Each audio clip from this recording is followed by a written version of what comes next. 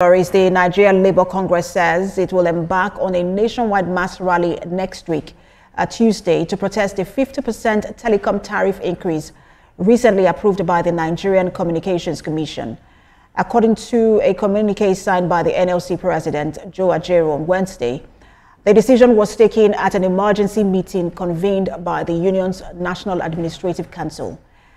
The NLC said the rally will serve as a warning on the dangers of imposing such an unfair increase on a struggling population earning a minimum wage of only 70,000 naira.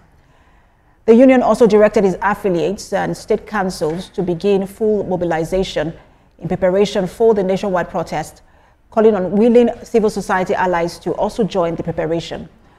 The Congress as well called on all Nigerian workers, the informal sector, and the general public to stand in solidarity against what it termed unjust policy.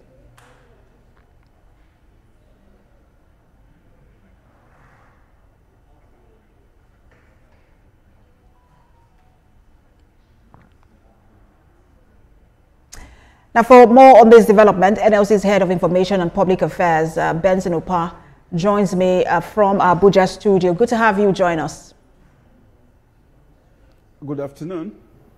All right, so the argument for the hike in the tariff is that it will aid the sustainability of the sector, which I know that you also have your members in that sector. So what's the challenge that the NLC has with the increase in tariff?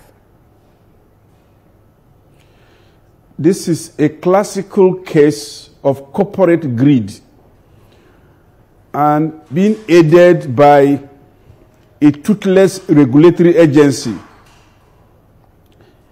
What a shame. We are talking about a whopping 50% increase. Not 1%, not 2%, not 5%. Where will Nigerians get the resources to pay for this? They are being buffeted from left, right, front, back, center, and everywhere. Nigerians are dying in droves. You don't overtax dying people. You breathe life into them. You nurture them back to life. After that, you could tax them reasonably, moderately. But this is not the situation. We are coming from the background of 200% hike in energy tariff. We are coming from over 1,000% hike in petrol tariff. Everywhere. There is no respite. The next cut, if I where the next cut is coming from, we do not know. But I tell you this, these are corporate taxes yet. Personal taxes are coming in the tax reform bills. So how will Nigerians survive this buffeting, this assault? This is completely unacceptable to us at the Nigerian Labour Congress, and it's unacceptable to Nigerians. And this is coming in the heels of dropping services. This is coming on the heels of a drop in quality of services. Mr. Opa, if I may come in here, because if I understand you correctly, your challenge is not with the increase, it's with the percentage increase, if I get that correctly. Sure. We are not opposed to an increase per se, but such an increase should be reasonable. 1%, 5%, okay, but 50%. And let me tell you this: the forces, the imperial forces, the World Bank and the IMF pushing this agenda, they cannot do this in Washington. There will be blood on the streets. They can't do this. We are talking about 50%, whopping 50%. You know what that means to the income of Nigerians? You know what that means to businesses, struggling businesses? Because again, just sorry, apologies for jumping in, because the question with this particular tariff increase has been finding the balance, because the sector has to survive, and they say they are running at a loss as much as 980 billion naira loss last year. And they're having to shut down their base stations. They've been pushing for an increase for the last 11 years, haven't gotten any, and this is the only way they survive. On one hand is the survival of the telecom sector. Another one is the survival of Nigerians. Where do you find the balance? I tell you this, between the survival of the telecom industry and the survival of Nigerians, I will not hesitate to opt for the survival of Nigerians. But I tell you again that these are stories. If anything, the cost of doing business in the telecom industry has dropped. We have migrated from the era of running generators or diesel-based generators to solar-powered energy sources. We have moved on. In fact, a lot of things, fiber, all of that. So, we have these fixed assets whose costs should not be built into the daily running of this business. They are insulting our intelligence. They are insulting our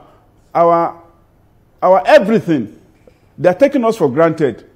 And we have regulatory agencies that protect these businesses instead of protecting the people. And at this point, let me say this. These regulatory agencies, by acting malevolently against the people of Nigeria, against the entity of Nigeria, run the risk of irrelevance, run the risk of the people of Nigeria calling for their proscription. Okay? So, except these regulatory agencies, NEC, NCC, and any other, wake up. Mr. Pa, if I may quickly come in, because perform their statutory function. Mr. Pa, I just want to quickly come in with my final question. Two things quickly. You've talked about picking the survival of Nigerians, but I know that survival is also hinged on communication, and so communication is what we are talking about here. And Nigerians need to talk to their family members for their businesses, and that's also their survival. On the other hand, you've talked about the NCC, which we know that the telecom sector were pushing for about 100% increase, and the NCC was able to push it down to 50%. Are you willing to dialogue in all of this with all the relevant stakeholders? Let me tell you this. Your question has taken all of the time, though. I tell you that there were no consultations with critical stakeholders, and NCC should not come out and begin to play the hero here. They didn't do anything. They should be ashamed of accepting a 50% hike. Okay? This is not acceptable to Nigerians, and I'm telling you, on Tuesday, we are going to commence our rallies across the country, and that is the first step. We are going to do something else within the ambit of the law. We are going to mobilize Nigerians in all the sectors, across all the sectors. They are going to see something, perhaps something new, something creatively new in all of this. We are not going to be at the mercy of entities that want to take the soul of Nigeria. Okay? They have gained so much. What have they put back into this country? What is the investment profile like? Short-term, mid-term, long-term. What have they done? And what do they intend to do? Is it to take money out of this country? Is that all that they're here for? Mr. Benson-Upah, we will continue to follow this development and speak to you just before Tuesday. Thank you so much for your time. Spokesperson for the NLC, Benson-Upah.